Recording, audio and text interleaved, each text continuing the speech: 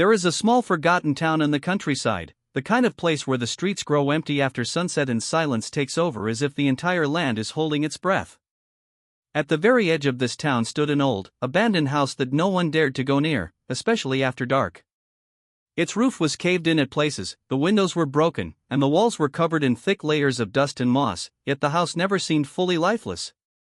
For decades, locals had whispered stories about it, how strange lights flickered inside even though no power lines reached the property, how eerie voices could be heard echoing from within at odd hours of the night, and how anyone foolish enough to step inside alone never came out the same. Children were warned to never play near it, travelers were told to avoid even looking at it, and the elderly shook their heads whenever its name was mentioned.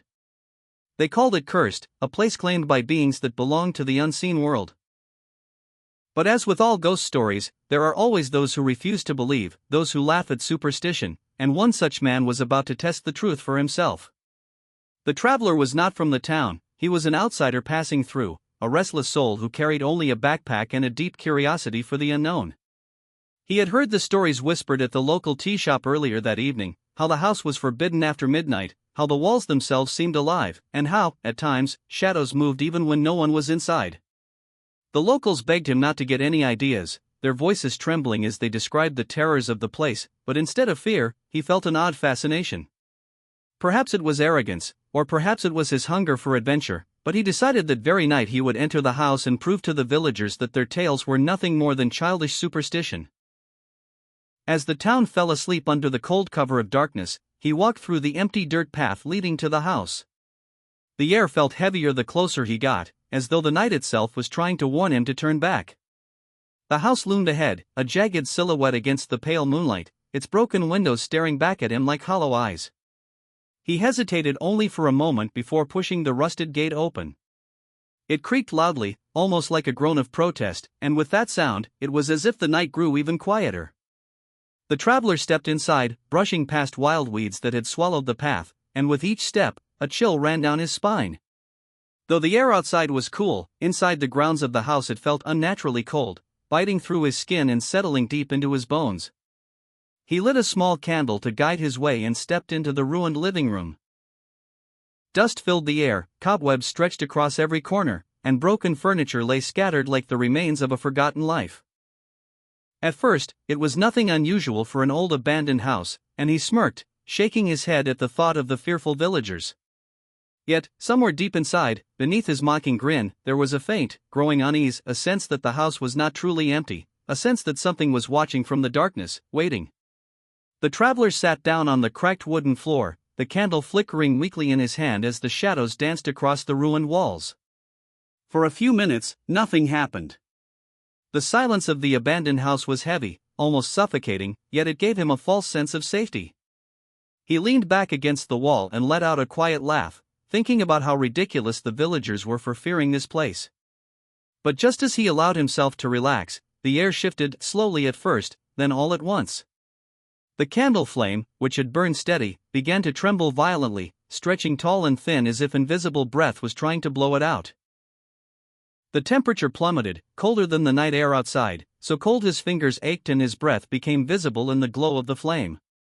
That was when he heard it, a faint, drawn-out sound, so soft it could almost be mistaken for the wind.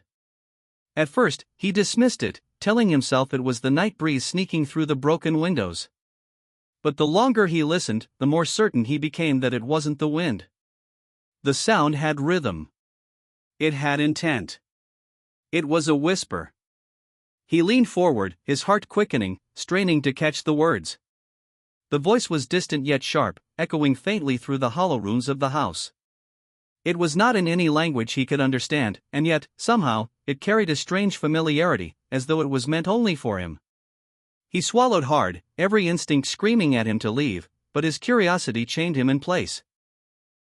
The whisper grew louder, closer, until it was clear that it was not coming from outside, but from within the very walls of the house.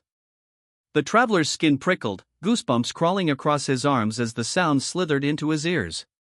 Then it happened, the voice spoke his name. Not once, but twice, slow and deliberate, as if savoring every syllable. His blood ran cold.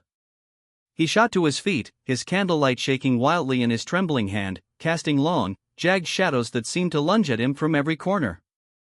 "Who's there?" he demanded, his voice cracking under the weight of his own fear.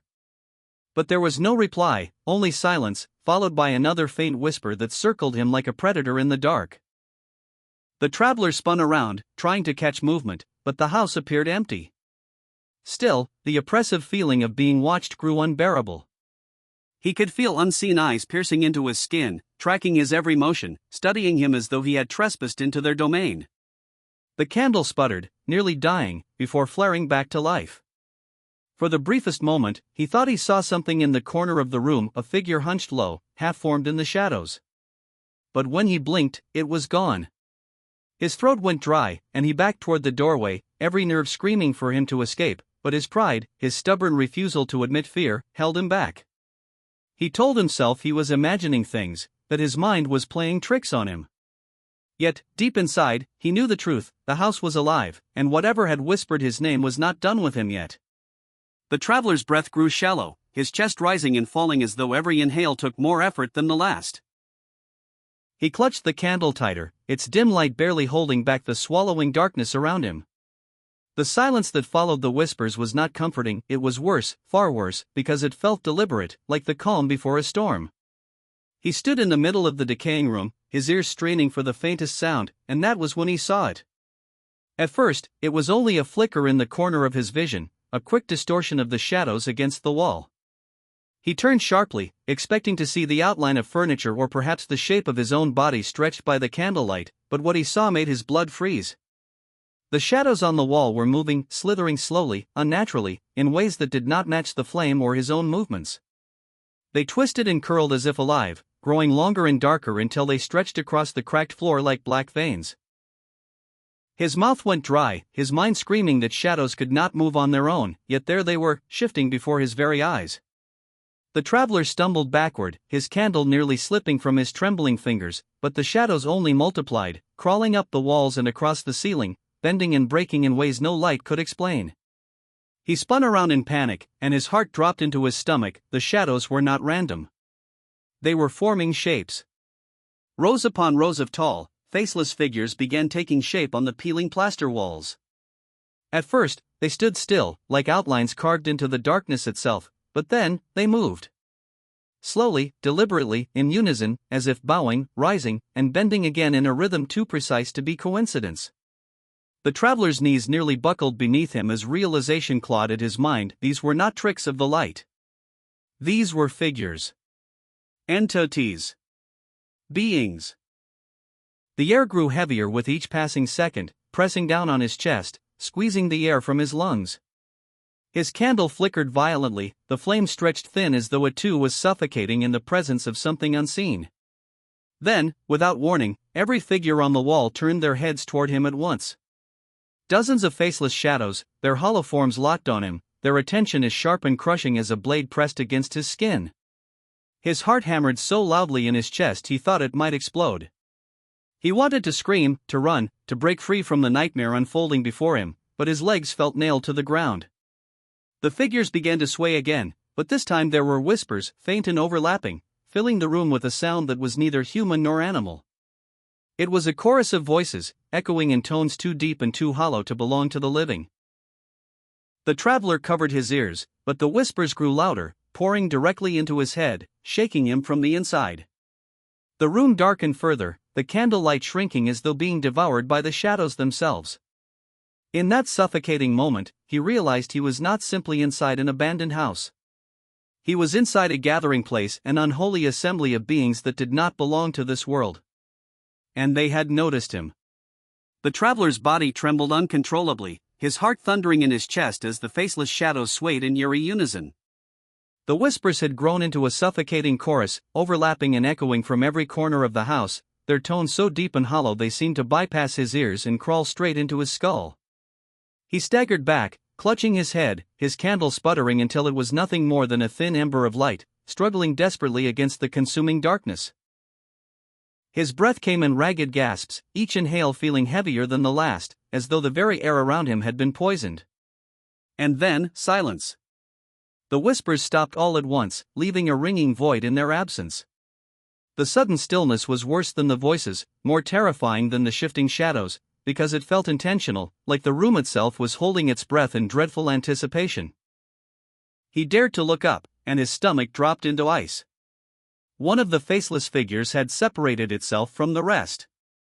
It stood taller, darker, thicker than the others, its form so dense it seemed to drink in the faint candlelight and grow stronger from it. Slowly, it began to move toward him. The traveler staggered backward until his spine hit the cold, rotting wall, but the figure did not stop. Each step it took echoed like thunder in his chest, shaking him to the core, though the wooden floor beneath it made no sound. As it drew closer, the stench of burning filled the air, a thick, acrid smoke that clawed its way down his throat and made him choke. He wanted to scream, to beg for mercy, but his voice caught in his throat, strangled by sheer terror. The faceless shadow loomed over him now, its form towering, its darkness seeping outward like ink spreading across water. The traveler's candle finally gave out, plunging him into total blackness. But to his horror, he could still see the figure, its shape burning into his vision, darker than the dark itself, a void that pulsed with malice. Then, slowly, it bent down, its head, or what should have been its head, hovering just inches from his face. He felt the cold of the grave seep into his skin, and in that silence, a voice erupted, not aloud, but inside his mind. It was low, guttural, and ancient, vibrating through his skull as if his very bones were being rattled apart. It spoke his name. Slowly. Deliberately. Each syllable drawn out like a cruel game. He tried to shut his eyes, tried to block it out, but the voice grew louder, echoing within him, forcing him to hear. The faceless figure leaned closer still, and though it had no mouth, no features at all, he felt the hot breath of something inhuman brush against his ear. His vision blurred, tears stinging his eyes as fear gripped him like a vice. The walls of the house seemed to pulse with the chanting of the other shadows, rising once more in a deafening symphony, their voices shaking the floor beneath him. He felt his body weaken, his knees buckle, his strength draining away as though the figure was feeding on his very soul. In his final moment of consciousness, he gathered enough will to let out a scream, but it was instantly drowned by the thunderous chorus. Then, all at once, everything went black. The morning sun rose timidly over the forgotten town, its golden light washing across the empty streets and casting long shadows over the fields. As the villagers went about their day, a small group of farmers heading toward the fields noticed something strange at the edge of the abandoned house. There, lying just outside the rusted gate, was the traveler. His body was sprawled in the dirt, his clothes torn and damp with sweat, his skin pale as chalk. The sight alone sent shivers down the farmers' spines, for no one had seen him enter or leave, and yet there he was, as though the house itself had spat him out. They rushed to his side, calling his name, but he did not respond. His body trembled violently, his eyes wide open, fixed on the empty sky above. One of the men shook him, and that was when they saw the most horrifying detail: his hair, once thick and black, was streaked with white, as though he had aged decades in a single night. His lips quivered as he tried to form words, but only broken whispers escaped, half coherent, drenched in terror. Again and again, he muttered the same phrase: "They were real, they were watching me." The villagers carried him back into town, his body stiff and cold, his face twisted in an expression of pure dread that seemed impossible to erase. The local healer examined him, but found nothing physically wrong, no injuries, no wounds, yet his condition was undeniable. His pulse raced wildly, his breath came shallow and uneven, and he recoiled in fear whenever anyone drew too near, as if he was still surrounded by the unseen beings of the night. When the elders questioned him, asking what he had seen inside the house, he refused to answer directly. He only shook his head violently, covering his ears, his eyes darting around the room as though invisible eyes still followed him. At last, through his trembling lips, he repeated a final warning that sent chills through everyone present: "They know your name once you enter, and they never forget it." From that day forward, the traveler could no longer bear to remain in the town. Within a week, he vanished, leaving behind only his belongings and the whispers of what had happened to him that night.